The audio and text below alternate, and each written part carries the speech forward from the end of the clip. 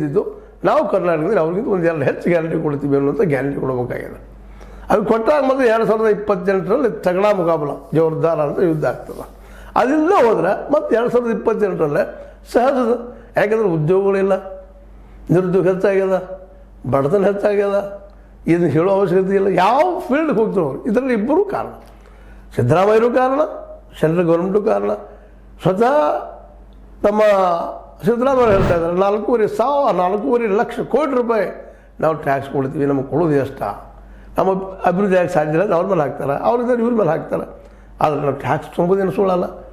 ನಾವು ಯಾಕೆ ಈ ಮಾತನ್ನು ಇವತ್ತು ಹೇಳ್ತಾ ಇದ್ದೀವಪ್ಪ ಅಂತಂದ್ರೆ, ಸಿದ್ದರಾಮಯ್ಯವರಿಗೆ ಅದು ಡಿ ಕೆ ಶಿ ಅವರಿಗೆ ಅದು ಇನ್ನೂ ಹೋಪ್ಸ್ ಇದ್ದಾವೆ ಕರ್ನಾಟಕದಲ್ಲೇ, ಇನ್ನೂ ಗೆಲ್ಲುವ ಅವಕಾಶಗಳಿದ್ದಾವೆ. ಆದರೆ ಈ ಬಹಿರಂಗ ಜಗಳವನ್ನು ಅವ್ರು ನಿಲ್ಲಿಸಬೇಕಾಗಿದೆ. ನಿಲ್ಲಿಸ್ತಾ ಇದ್ರೆ 2028ಕ್ಕೆ ಹೊಡೆದು ಬೀಳೋದ್ರಲ್ಲಿ 2 ಮಾತೇ ಇಲ್ಲ.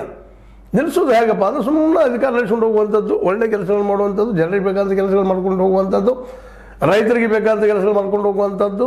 ಈಗ ಒಳ್ಳೆ ಹೆಜ್ಜೆಗಳು ಇಡ್ತಾ ಇದ್ದೀರಿ. ಅದರಲ್ಲೂ ಕರಾವಳಿ ಪ್ರದೇಶದಲ್ಲಿ ಒಳ್ಳೆ ಹೆಜ್ಜೆಗಳು ಇಟ್ಟಿದ್ದೀರಿ, ಸ್ಟ್ರಿಕ್ಟ್ ಮಾಡಿದಿರಿ. ಆದಷ್ಟು ಅಲ್ಲೇ ಹಿಂದೂ ಮುಸ್ಲಿಂ ಗಲಭೆಗಳಾಗದಂಗೆ ನೋಡ್ಕೊಳ್ತಾ ಇದ್ದೀರಿ. ಇಬ್ಬರಿಗೂ ಶಿಕ್ಷೆ ಕೊಡ್ತಾ ಇದ್ದೀರಿ. ಈಗ ಭಯ ಮೂಡಿದಲ್ಲಿ, ಭಯದ ವಾತಾವರಣದ. ಹೀಗಾಗಿ 3 ದಿನಗಳಲ್ಲಿ ಕರಾವಳಿಯಲ್ಲೂ ಸಹಿತ ಒಳ್ಳೆಯ ರಿಸಲ್ಟ್ ಬರುವ ಎಲ್ಲ ಸಾಧ್ಯತೆಗಳಿದ್ದಾವೆ.